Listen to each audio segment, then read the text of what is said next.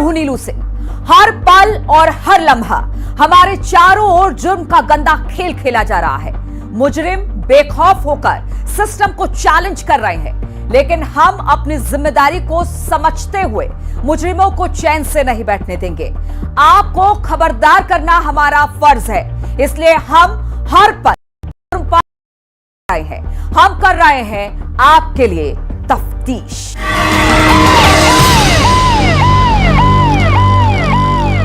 कितने चेहरे मासूमियत के नकाब के पीछे कैसे खौफनाक इरादे छिपा कर रखते हैं, ये जानने के लिए आज की ये तफ्तीश देखना आपके लिए बहुत जरूरी है।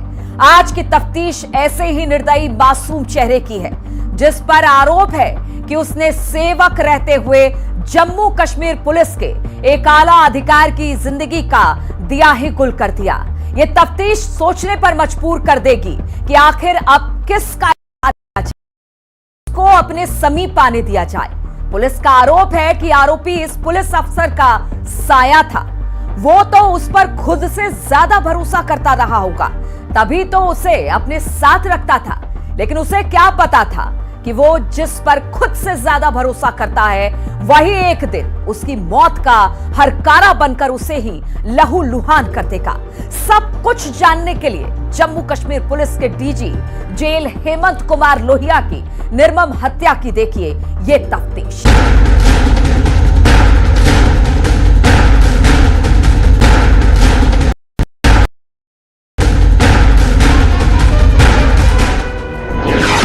पुलिस अफसर का कत्ल,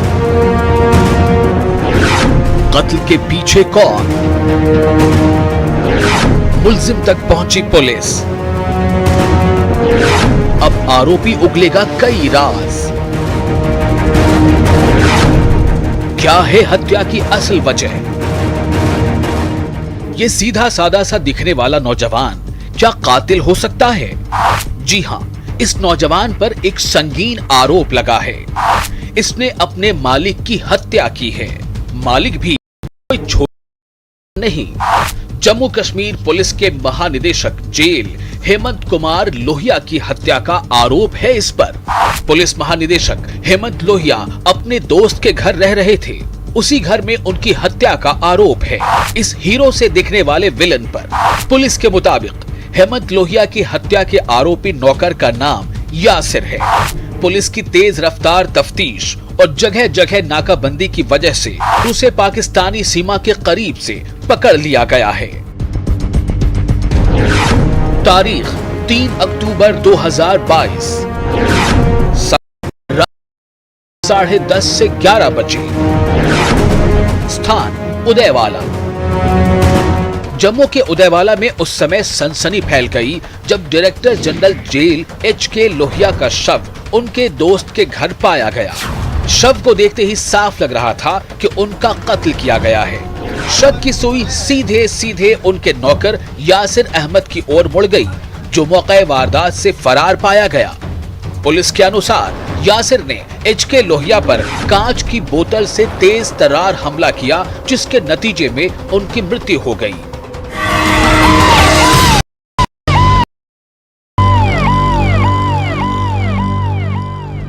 जेल विभाग के डीजीपी हेमंत लोहिया की हत्या आखिर आरोपी ने क्यों की, इसका अभी तक कोई कारण सामने नहीं आया है। पुलिस हर एंगल से तफ्तीश को अंजाम दे रही है। हालांकि एक आतंकवादी ग्रुप ने इस हत्या की जिम्मेदारी का दावा भी किया था, लेकिन इसमें आतंक का एंगल अभी तक सामने नहीं आया है। पुलिस की तफ्तीश में आरोपी ने हत्या का कारण क्या बताया है, इस बारे में तफ्तीश के अंजाम तक पहुंचने तक पुलिस का कोई भी अधिकारी कुछ भी बताने को तैयार नहीं है। मुलजिम को 7 दिनों है। तो सारे सबूतों के बाद जम्मू कश्मीर पुलिस ने 12 घंटे के अंदर ही यासिर को पकड़ा और फिलहाल के लिए जम्मू कश्मीर पुलिस इंटेरोगेशन कर ये पता लगाने की कोशिश कर रही है कि क्या मंसूबे थे, क्योंकि कुछ सवाल जो हैं वो अभी भी सबके सामने हैं। सबसे पहला कि ये कोई आतंकी अटैक था या नहीं था। दूसरा, यासिर को ऐसा क्या हुआ कि वो उसने इतनी बड़ी वारदात को अंजाम दिया। मिली जानकारी के अनुसार डीजी HK लोहिया अपने दोस्त राजीव खजूरिया के घर रह रहे थे। दरअसल उनका सरकारी आवास जो कि गांधीनगर में था, वहां मरम्मत चल रहा, वो अपनी धर्मपत्नी के साथ अपने दोस्त राजीव खजूरिया के घर रह रहे थे। अब हम इस घर के बैक साइड में मौजूद हैं, जहां पर आप देख सकते हैं ये शकुंतला भवन फर्स्ट फ्लोर लिखा हुआ है। आपको बता दें कि ये एच.के. लोहिया के दोस्त का घर था, जहां पर वो लगातार रह रहे थे, क्योंकि उनका जो घर था, जो सरकारी आवास था, वो रेनोवेशन में चल रहा था, उसका काम चल रहा था। जिसके बाद आपको बता दें कि यहाँ पर वो रह रहे थे और यहीं पर उनकी जो हत्या है वो की गई है। घटना वाली रात एच.के. लोहिया ने पहले अपनी धर्मपत्नी और दोस्त राजीव खजूरिया के परिवार के साथ डिनर किया। फिर उन्होंने अपने बेडरूम में उनके पैरों की मालिश करने के लिए कहा। उसके कुछ देर बाद घर वालों को एक शोर सुनाई दिया। जैसे ही घर में मौजूद लोग बेडरूम की तरफ गए तो देखा कि दरवाजा अंदर से बंद था और उन्होंने यासिर को आवाज लगाई, पर यासिर की तरफ से कोई जवाब नहीं आने पर घर वालों को शक हुआ। फिर उन्होंने दरवाजा तोड़ा तो अंदर धुआं ही धुआं था और डीजी लोहिया बिस्तर पर मृत पड़े हुए थे। पुलिस के अनुसार यासिर ने कांच की बोतल को धारदार बनाकर उससे डीजी की हत्या करके उनके ऊपर तकिया डालकर उन्हें जलाने की कोशिश की थी। इसके बाद यासिर फरार हो गया था। सीसीटीवी के बाद यासिर को कैमरे में भागते भी देखा गया। इस सीसीटीवी की वजह से पुलिस को तफ्तीश में बहुत बड़ी मदद मिली। करीब 10 बजे ये वारदात जो है वो सामने आई, जिस समय जो एच.के. लोहिया, उनका परिवार और साथ ही साथ जो उनके दोस्त राजीव खजूरिया, जिनका ये घर है, उनका परिवार जो है वो यहाँ पर मौजूद था। डिनर करने के बाद एच.के. लोहिया जो है वो अपने नौकर यासिर के साथ अपने रूम में जाते हैं और वहाँ से कुछ ही देर बाद कुछ आवाज़ें जो हैं वो उनके घर वालों को सुनाई देती हैं और उसके बाद जैसे ही उनके घर वाले उस रूम में जाते हैं, वो दरवाज़ा बंद होता है और उसे तोड़कर जैसे ही अंदर जाते हैं तो पता चलता है कि गई है। और सीसीटीवी फुटेज से पता चला कि एच.के. लोहिया का जो नौकर है यासिर, वो वहां से लगातार भाग निकला और जो हथियार का इस्तेमाल किया गया था, एक गिलास कांच की बोतल का, वो भी जम्मू कश्मीर पुलिस ने यहां से बरामद की। डीजी लोहिया को श्रद्धांजलि अर्पित करने पहुंचे लोहिया के बैचमेट और एडीजी पंजाब पुलिस हरप्रीत सिद्धू ने कहा कि लोहिया एक होनहार और ईमानदार ऑफिसर थे। आज न सिर्फ जम्मू कश्मीर के लिए बल्कि पूरे देश के लिए ये एक बहुत बड़ा नुकसान है। बड़े अफसोस की बात है, इंडियन पुलिस सर्विस का लॉस है, जम्मू लॉस है और एक नेशनल लॉस है। बहुत दिलेर अच्छे मोरल वाला, अच्छा लीडर और एक अच्छा साथी और एक नेशनलिस्ट का आज लॉस हुआ, इसकी कोई भरपाई। डीजी हेमंत की मां परमेश्वरी देवी का रो रो कर बुरा हाल हो गया है। परमेश्वरी देवी ने अपने बेटे हेमंत लोहिया की अचानक हुई मौत पर कहा कि उनका बेटा बहुत नेक इंसान था और ईमानदार ऑफिसर था। वो सवाल करती हैं कि उसे क्यों मार दिया गया। मेरे बेटे को नहीं किया।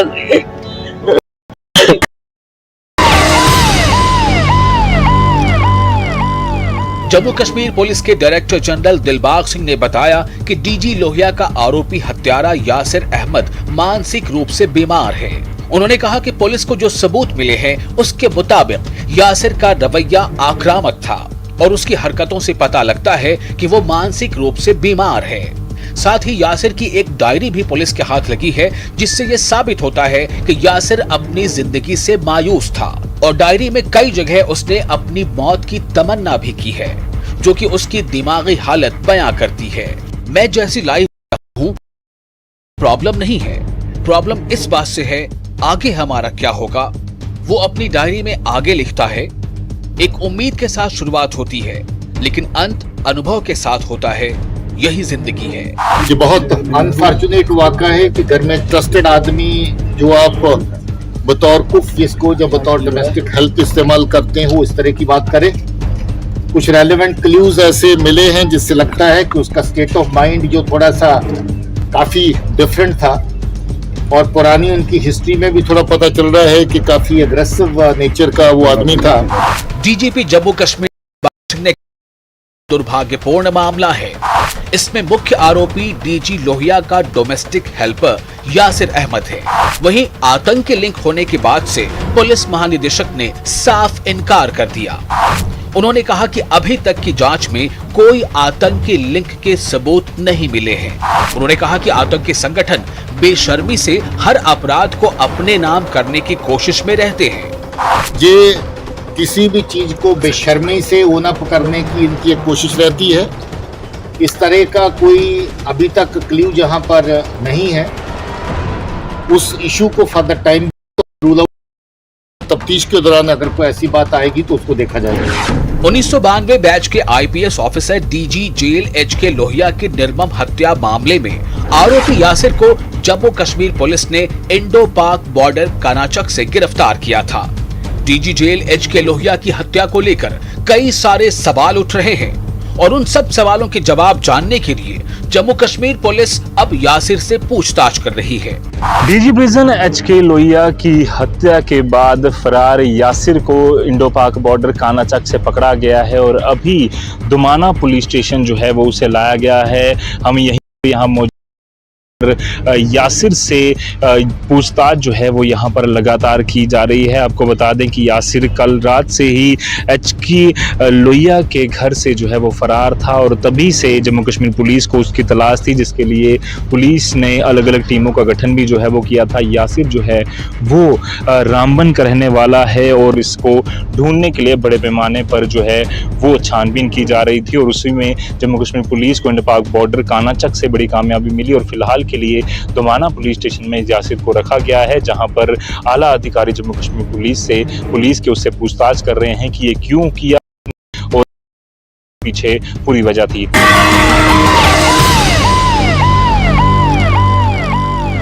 पुलिस के मुताबिक यासिर ने कबूल किया है कि उसी ने डीजी लोहिया की हत्या की है।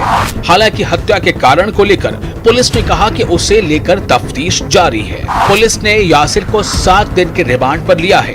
देखना यह है कि इस दौरान क्या हत्या का कारण खुलकर सामने आता है। डीजी प्रिजन एचके लोहिया हत्या मामले में आरोपी यासिर को पुलिस ने पकड़ लिया है और लगातार उससे इंटरोगेशन की जा रही है। मिली जानकारी के मुताबिक यासिर ने यह कबूल किया है कि उसी ने डीजी लोहिया की हत्या की थी। हालांकि हत्या उसको लेकर जम्मू कश्मीर पुलिस लगातार अभी भी छानबीन कर रही है और इसी के लिए जम्मू कश्मीर पुलिस ने यासिर को 7 दिन की रिमांड पर ले लिया है। तफ्तीश के लिए जम्मू से मैं रजत बोहरा। अब बात एक ऐसी लाश की जो अभी तक पुलिस के लिए मुअम्मा बनी हुई है। मामला जम्मू के उधमपुर का है, जहां एक लाश मिलने से पूरे इलाके में हड़कंप मचा हुआ है। एक लाश ने पूरे इलाके को अचंभे में डाल दिया। सभी सकते में है और सभी को इस लाश का रहस्य जानने में दिलचस्पी है। वो इस लाश के पीछे के सच को जानना चाहते हैं।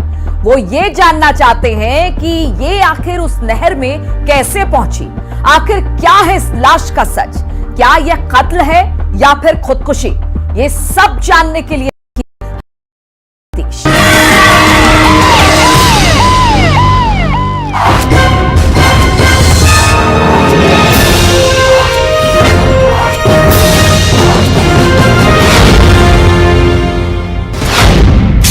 खुदकुशी या कत्ल? रहस्यमयी लाश, मौत का गड्ढा, नहर या मौत का जाल? नहर में समाती जिंदगी। ये भीड़ नदी में मछली नहीं पकड़ रही, बल्कि इस नदी में बहकर आती लावारिस इन सबको अपनी ओर खींच लिया है। नदी में लावारिस लाश की खबर जैसे ही आग की तरह फैली, ये भीड़ यहां जुटना शुरू हो गई। देखते ही देखते नहर के पास सैकड़ों की संख्या में लोग इकट्ठे हो गए। मामला चिनैनी हाइडल प्रोजेक्ट की नहर से हुए लापता युवक के शव का था। बुधवार सुबह नहर के ही किसी कर्मचारी ने एक संदिग्ध लाश देखी तो उसने आसपास के लोगों को इस बात की सूचना दी। सूचना मिलते ही सभी गांव वाले नहर की तरफ दौड़ चले आए। मृतक की पहचान प्रदीप कुमार पुत्र मंगर राम निवासी लोअर कावा के रूप में हुई। पुलिस के परिवार के हवाले कर दिया गया, लेकिन अभी तक इस घटना के पीछे का सच सामने नहीं आया है। नहर के बीच जो मिला था शब्द जिसका, वो प्रदीप कुमार का शब्द था और मैं उसका पिता बोल रहा हूँ। जानकारी के अनुसार सुबह करीब 10 बजे चिनैनी हाइडल प्रोजेक्ट के कर्मचारियों ने नहर के अंदर एक शव देखा और पुलिस को सूचित किया।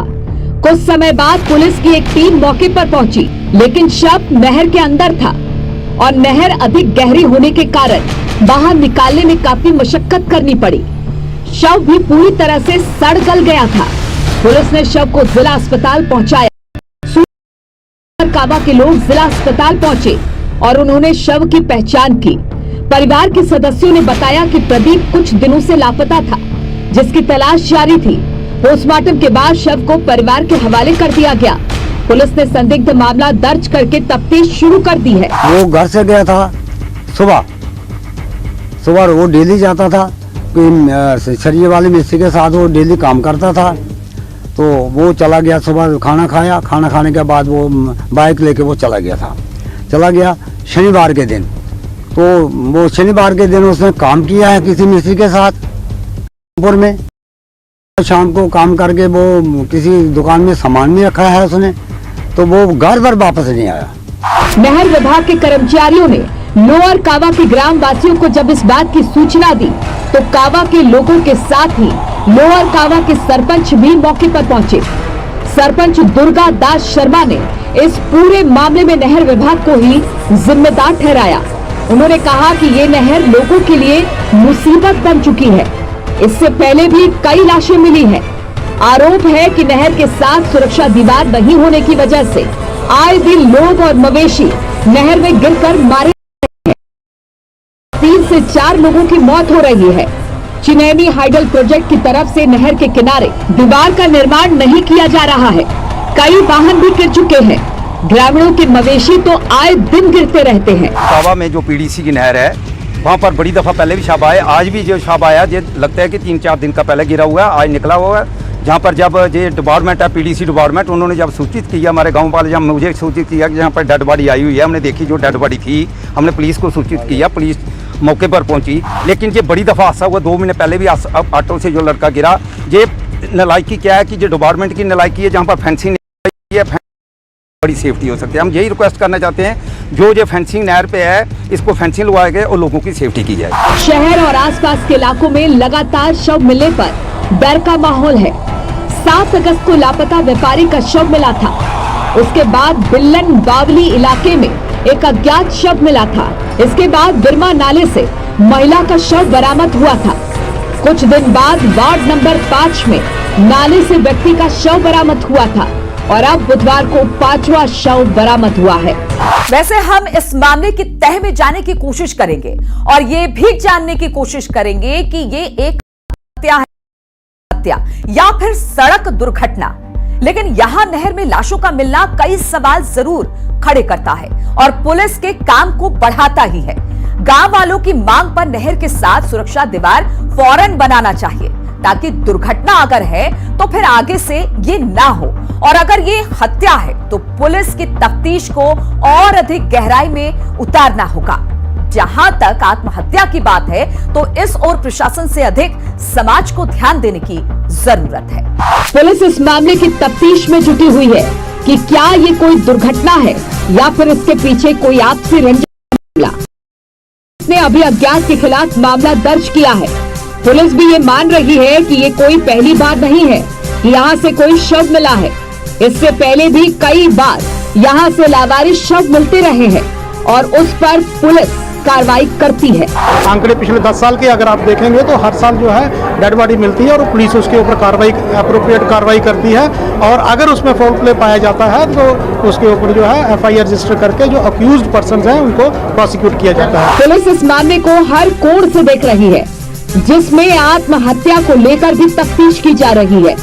पुलिस के अनुसार कभी कभी लोग आत्महत्या भी कर लेते हैं। हो सकता है ये मामला भी कुछ ऐसा ही हो, लेकिन ये अभी बिना तफ्तीश के किसी नतीजे पर नहीं पहुंचा जा सका है। इसके बारे में मैं आपको बताऊं कि जैसे जो स्टडीज हुई हैं कि लोग सुसाइड क्यों करते हैं, तो वो सडन जो चेंजेस आती हैं, खासकर जो इकोनॉमिक सिस्टम में या कई लोगों को कोई प्रॉब्लम भी हो सकती है, तो उसके तहत जो है जो सिस्टम में, जो कल्चरल सिस्टम में लोग एडजस्ट नहीं कर पाते हैं, जो जिसको अगर सोशोलॉजिकल टर्म्स में देखें तो अनोमी कहते हैं, नामलेसनेस हो जाती है, तो पर्टिकुलर जो है कमिट करता है। सुसाइड के क्या कारण हैं उसके ऊपर जांच करने की जरूरत है। पुलिस युवाओं के लिए अवेयरनेस प्रोग्राम भी चलाने की बात कहती है, जिससे कि युवाओं को अवसाद और आत्महत्या जैसे कृत्य से रोका जा सके। मैंने ये कहा कि जो यूथ अवेयरनेस प्रोग्राम है उसमें मल्टी डायमेंशनल हमारी अप्रोच है। उसमें जैसा कि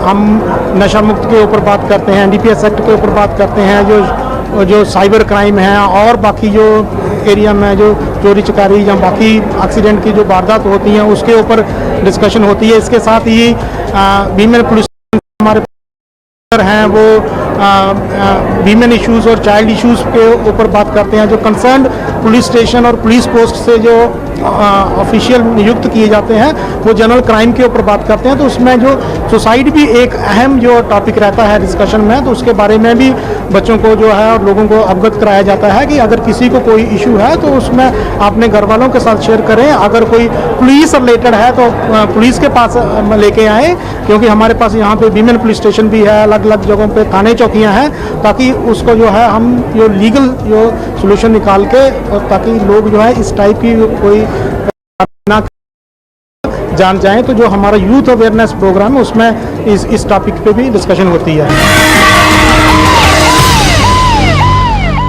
ये वार्निंग आपके काम की है, जो आपको जुर्म का ईंधन बनने से बचा सकती है। तो देखिए तफ्तीश वार्निंग और हमें दीजिए इजाजत। जय हिंद। अक्सर ये देखने में आया है कि कुछ लोग ऑनलाइन गूगल पे या अन्य सर्च इंजन्स पे जाके चेक करते हैं कि ऑनलाइन जॉब्स के लिए एप्लीकेशन कहाँ दें। अक्सर ये देखने में आया है कि ये जो पोर्टल्स होते हैं इनमें फेक नंबर्स दिए होते हैं, या फिर जो वेबसाइट्स होती हैं वो भी फेक बनी होती हैं। क्लिक करता है, ये एक बहुत लुक्रेटिव सा ऑफर, जिसमें एक अच्छी नौकरी और अच्छी तनख्वाह वाला जो है एक लुक्रेटिव ऑफर देते हैं और अपने विक्टिम को शिकार बनाते हैं। एक और स्कैम जो आजकल बहुत प्रचलन में है वो है इलेक्ट्रिसिटी बिल से संबंधित। कई लोगों को ये कॉल आती है कि आपका जो है इलेक्ट्रिसिटी बिल ड्यू है, आप उसको जल्द से जल्द पे करें, नहीं तो आपकी बिजली जो है काट दी जाएगी। इसके चलते वो थोड़ा सा उनसे कोई अमाउंट अपने अकाउंट में ट्रांसफ़र करते हैं और अल्टीमेटली स्कैमस्टर्स जो हैं, जो ये स्कैम करने वाले व्यक्ति हैं, ये अनजान लोगों को जो है अपना शिकार बनाते हैं। इस तरह के कुछ ऑनलाइन फ्रॉड्स काफ़ी प्रचलन में आ रहे हैं। पर जैसे मैंने कहा कि डिजिटाइजेशन और मोबाइल यूज़ के इस ज़माने में ये इंटरनेट के माध्यम से फ्रॉड करना जो है काफ़ी आसान हो गया है। और पर इसमें ये ज़रूर आप सभी लोगों को ज्ञात रहना चाहिए कि ये इस तरह का स्कैम है जो बहुत ईजिली अवॉइड किया जा सकता है। अगर आप केयरफुली अपने किस से बात कर रहे हैं, क्या एक्सेस दे रहे हैं, आप किन लोगों को दे रहे हैं, और किसी अनजान व्यक्ति के साथ बात तो नहीं कर रहे, इस चीज़ों पे अगर तो साइबर क्रिमिनल्स को किसी भी तरह का फ्रॉड कर पाना आसान नहीं होगा। दूसरा, जैसे ही आपके साथ कोई इस तरह का फ्रॉड घटित होता है तो आप इसकी इन्फॉर्मेशन जल्द से जल्द अपने नियरेस्ट पुलिस स्टेशन के माध्यम से या SP ऑफिस के माध्यम से जो है साइबर सेल को दें, ताकि आपका जो पैसा ट्रांसफ़र हुआ है वो जल्द से जल्द कंसर्न्ड बैंक को उसकी इंटीमेशन दे के उसको फ्रीज किया जा सके। और तीसरी चीज़ जो आप अगर इस तरह के फ्रॉड का शिकार बनते हैं, जो आप कर सकते हैं कि आप इमीडिएटली अपने बैंक को भी इंटीमेट करें कि मेरे अकाउंट से इतना पैसा निकल गया, और एक ऑफिशियल लेटर जो है अपने मैनेजर को दे। अगर कोई इस तरह का फ्रॉड का शिकार बनता है जिसमें कोई इस तरह की अश्लील वीडियो या कोई ऐसी चीज़ बन जाती है, तो उसमें आप अपने तक उसको सीमित रखने की बजाय और उनको बार बार पैसा देने के और ब्लैकमेल होने की बजाय इसको इमीडिएटली पुलिस के सामने लाएं, हमको इसकी जानकारी दें। हम जो भी इस तरह के अपराध करने में सम्मिलित लोग हैं उनको पकड़ने की पूरी कोशिश करेंगे। साइबर क्राइम, साइबर फ्रॉड इस तरह का क्राइम है जो कि एक बाउंड्री लेस क्राइम है, यानी कि हिमाचल में हो रहे इंसिडेंट देश भर में, दुनिया भर में किसी भी जगह से उनको अंजाम दिया जा सकता है, ये जाते हैं। तो इसलिए हमने पहले भी इनमें FIRs रजिस्टर की हैं। पुलिस जो है हैदराबाद, बेंगलोर, बिहार, वेस्ट बंगाल, यूपी, अन्य जगहों से, राजस्थान, इन सभी जगहों से जो है मुलजिमों को लेके आई है, पकड़ के लाई है। पर जैसे मैंने पहले भी कहा, ये बहुत इजीली अवॉइडेबल तरह के क्राइम है। आपका सजग रहना जो है साइबर क्रिमिनल्स के जो हौसले हैं वो पस्त कर सकता है। और अगर आप फिर भी इनका शिकार बनते हैं तो इमीडिएटली जल्द से जल्द अपने तक इस चीज़ को सीमित रखने और ब्लैकमेल होने से बचने और इंफॉर्मेशन जल्द से जल्द